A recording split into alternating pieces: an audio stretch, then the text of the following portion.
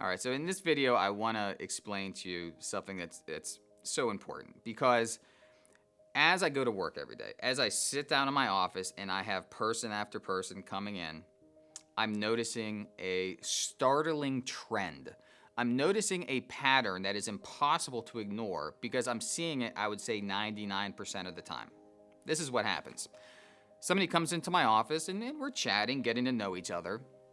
And I say to them, well, I see that you've saved some money here, right? You know, you have an IRA and a 401k and there's some savings in the bank. And I see that you're about to retire. So tell me, so in your mind and with your plans, when were you going to start spending some of that money? When were you going to start dipping into your retirement savings? Because it's called an individual retirement account. It's not called a wait until you die and give it to your kids account, right? It's an individual retirement account. And when I ask people that question, they say, 99% of the time, they say to me, well, I don't know. I mean, I guess we'll dip into that money when we absolutely have to, right? Okay, I understand where you're coming from. I mean, that's logical. I understand. And then I always ask a second follow-up question. And the second follow-up question is, all right, so when you are on your deathbed, right?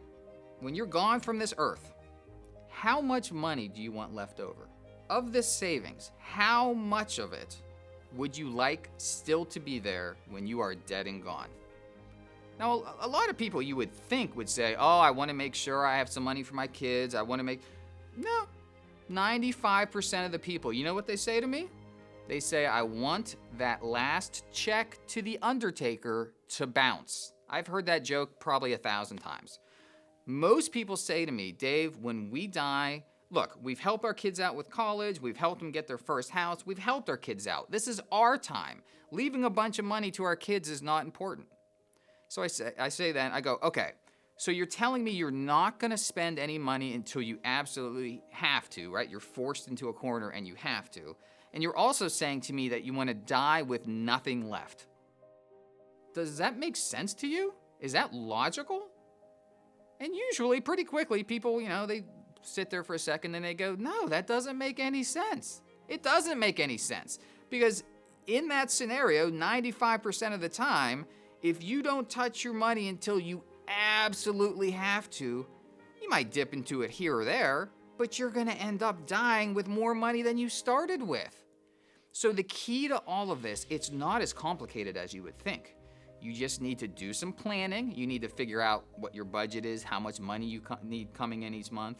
You need to figure out what a reasonable amount of money to spend is each month from your savings. There is an answer to that. It's not as complicated as you would think. And once you have those two answers, what I find, and almost everyone makes this mistake. Most people look at all of their savings and their house and their debt and their Social Security and their pensions, and they say to their portfolio of investments, I need $1,000 a month. And then every month they go in there and they take out $1,000. That is the opposite of how you should be approaching this. What you should do is look at all your investments and stocks and bonds and 401ks and Social Security, your home, your rental home, anything that you might have. Look at everything that you have in your portfolio, big picture, and that tells you how much to spend each month, right? Everyone has it backwards. They're telling their portfolio how much they need each month. That's not how it works. Your portfolio should dictate to you how much you get to spend each month.